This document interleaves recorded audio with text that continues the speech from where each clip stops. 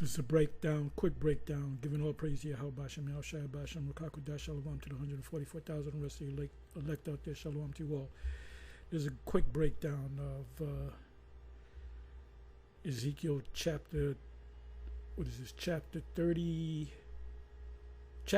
I'm sorry, Ezekiel chapter 20, verse 32 to 38. I believe I went into 39 too, but the title is Ezekiel 20, chapter 32 to 38. So I'm just going to open this screen up.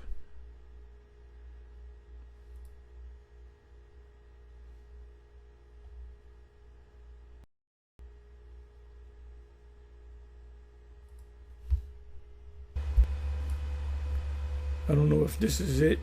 Let me see if this is it. A minute. Grace and peace, brothers. Oh, another complete bug out. Begging us to not be an Hebrew Israelite. Oh, we take this to be an angel. No brother knew in the video that there was somebody behind him. And he favors Mashar, with Mashar like in his, I guess, late 50s. Let me do it this way.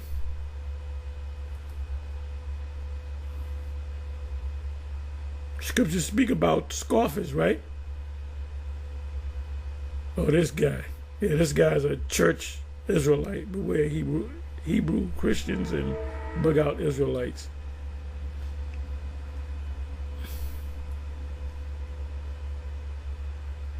Okay, I believe this is it. The wilderness.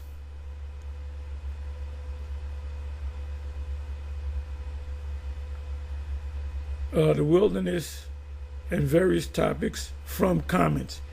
And I didn't get a chance to watch this whole video. I watched some of it.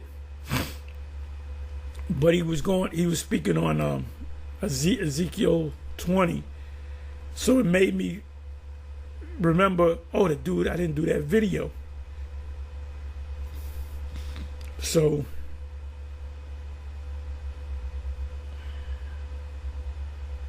let me do this. So he probably did it. I didn't watch the whole video, but I'm going to go into it.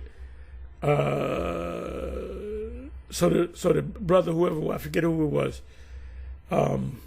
Ezekiel 20 verse 32, and that which I believe he said focus on these, but I'm going to start from 32. And that which cometh into your mind shall not be at all, that ye say, we will be as the heathen, as the families of the countries to serve wood and stone. Wood and stone represents churches, mosques, buildings where you worship. Whatever worship, whatever thing that you worship, there's a building that you go to. All the schools that General Nate set up, they're all made out of wood and stone. And the truth is not in there. The 100% truth is not in there. It said the Most High will restore Israel to her land. And this is getting ready to happen. 33rd verse. Ezekiel 20 verse 33. As I live, saith Yahweh. You know what? I'm going to cut this short and then I'm going to come back. I'm going to come back because I'll be here for 3 hours. These precepts.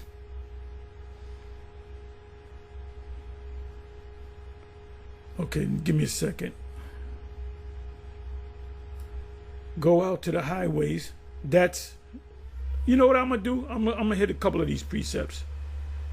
Because I wanted to put together a handful of precepts, maybe 4 or 5 precepts, but the Spirit kept coming to me and showing me other precepts that it led me to put together some precepts on the term stumbling block.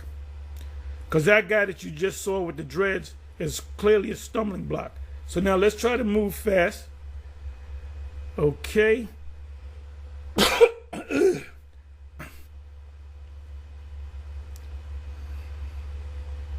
I was supposed to do my walk, 45-minute walk, and I got lazy. I said, I ain't going to do it. but I'm gonna do it anyway. That's when you push yourself. It's a little cool outside.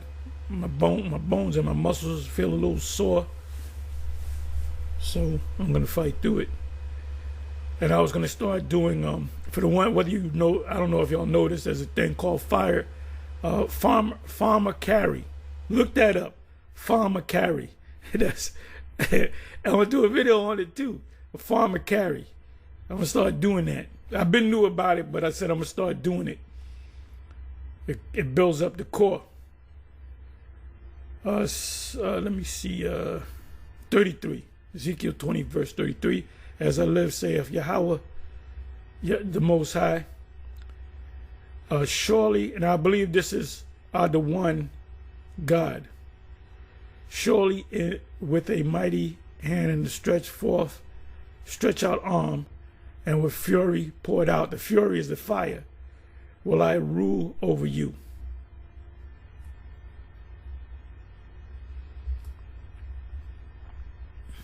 Amos 9. I will destroy it from off the face of the earth. That's referring to Israelites, but now it refers to Esau. So the fury poured out is talking about Esau now. Most High put hell on us, now the Most High putting hell on them. Deuteronomy 30, verse 7. Really Deuteronomy, the whole chapter. And I will bring you out from the people, and this is getting ready to happen, and will gather you out of the countries wherein ye are scattered, with a mighty hand and with a stretched out arm, and with fury poured out. So the fury that's going to be poured out on the beast system is a nuclear fire by the Russians and the lasers from the ships. And it's going to happen. And I will bring you into the wilderness of the people. Now, our teachers said that's talking about South America. It makes sense that it's South America because you got Israelites down in South America. But it doesn't tell you in the scriptures exactly where that wilderness is. We know it's not the wilderness by where we stayed in for 40 years. It says, the place that I tell you shall see it no more again, meaning the wilderness. People say, well, let's talk Egypt. No, it's talking about the wilderness. When Moses said, the place that you are in now, you're not going to be here no more. In other words, the wilderness, 40 years in the wilderness, you're not going to go to that place ever again. So it makes sense that it's South America because you have the northern tribe kingdoms down there. And then you're going to have, I know at least one brother that from the original One West that had met a woman from, I forget exactly where, in South America, and he moved down there. He'd been living down there for years. And I will bring you into the wilderness of the people, and there will I plead with you face to face. And I believe that word there is judge. Matter of fact, I believe the word is judge.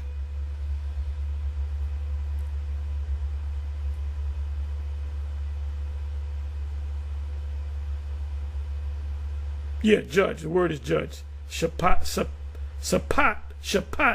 They put sapat. It's shapat. So who's going to get judged? The rebels. Now, he's not going to judge the elect. So the only ones that's going to be beamed up into the ship are the elect. Like as I pleaded or judged with your fathers in the wilderness, which is the 40 years of the land of Egypt, because it was outside of Egypt. We left Egypt when we went. They can technically say it's Egypt, but it's really outside of Egypt. Once you go past the Gulf of Suez, you have what do you call that? Not a peninsula. You have you have the Red Sea, and you have two Gulfs. So when the scripture said Red Sea, we didn't actually go by the Red Sea. We went by the Gulf of Suez, which is connected to the Red Sea, which is part of the Red Sea. Gulf of Suez, Gulf of Akbar. Between Gulf of Suez, Gulf of Akbar. Matter of fact, let me show you on the map.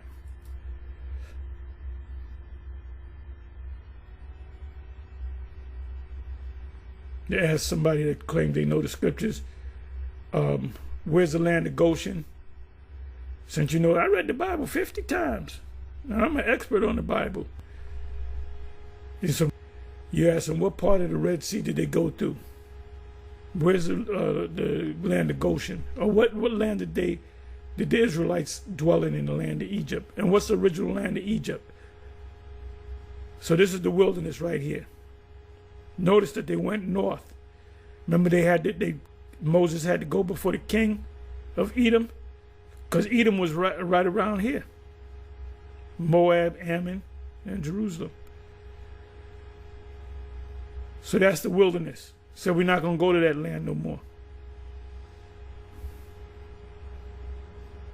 But we're going to own all this here. All this here is going to be us.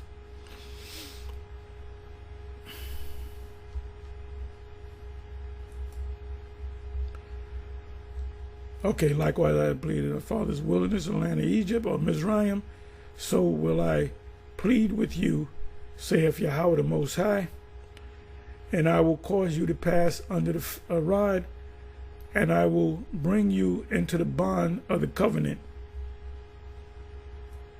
Oh, the covenant, the new covenant is already here. Well, wait a minute. It says, I will bring you into the bond of the covenant. So guess what? The new covenant is not here. We're in between the old and new covenant.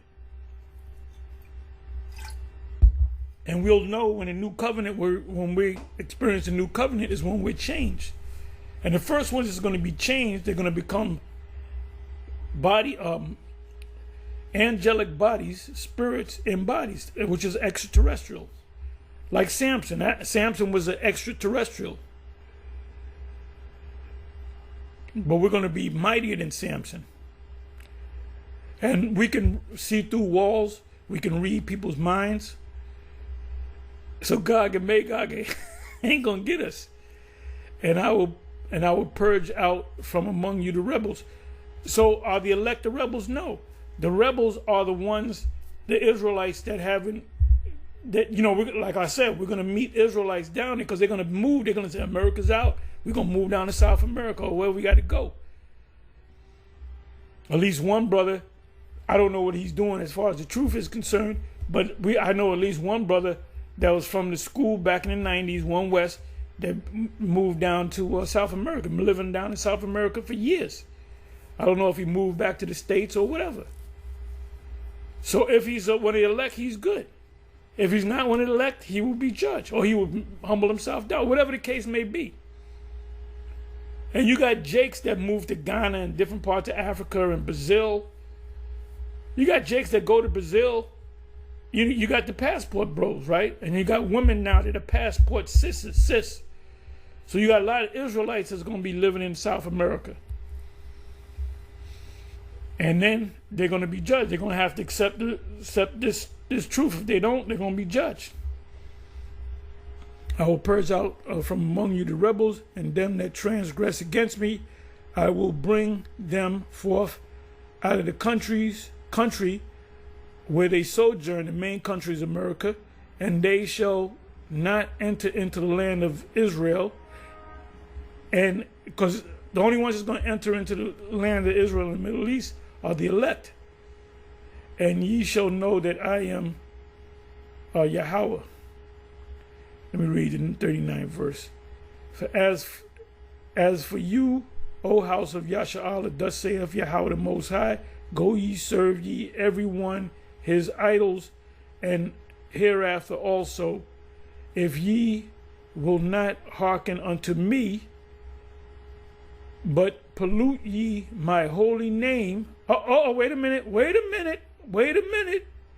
Pollute the Most High's holy name. When you say that's not his name is Most High in Christ bless. You're polluting his name. You're calling him another name. He says, my name is Yahweh. No, your name is Job Smo. That's polluting ye my holy name no more with your gifts and with your idols. General Nate is an idol. When he rode in on that horse, we said that's an idol. Let me look up the word pollute. Let me look up the word pollute.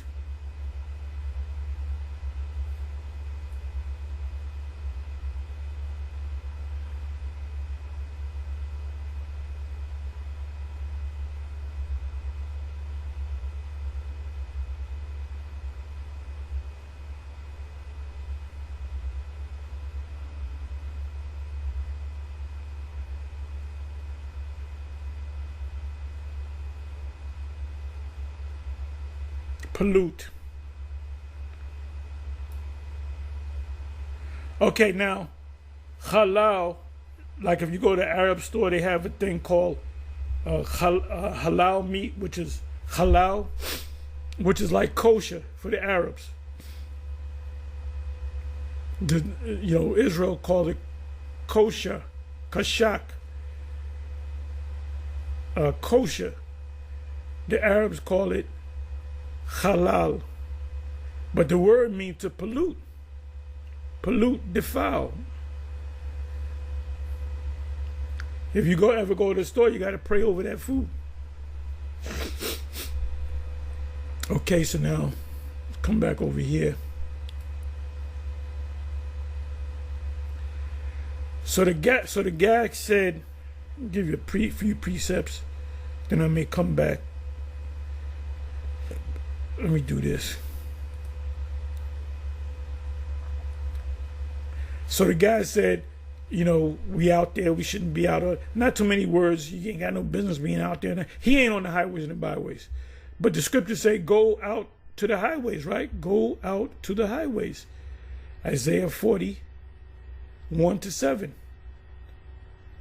So let's go to that. Isaiah 40, 1-7.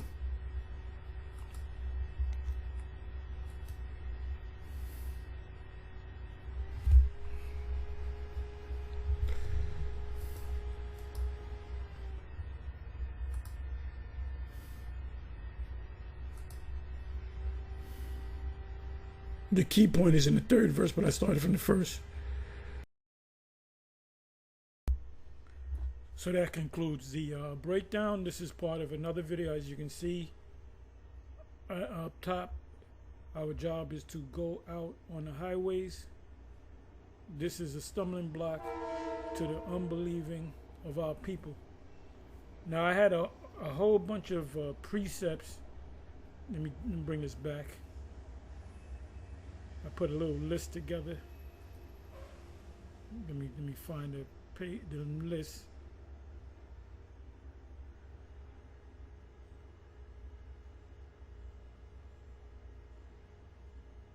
Bear with me for a minute.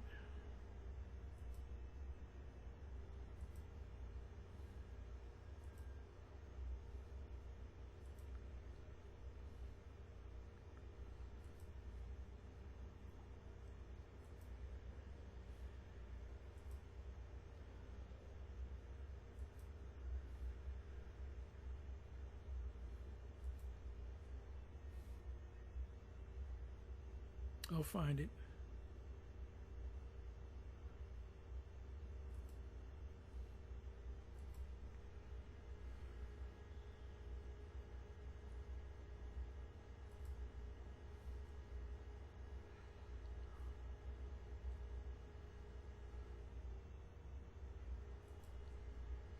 Okay, so this is a snapshot of the list, part of the list at least. I didn't hit any of these scriptures. So I kind of want to come back. Maybe I'll give it a different title. And this right here, these precepts clearly tell you that if you're one of the elect, one of the prophets, you're supposed to be out there on the highways and the hedges.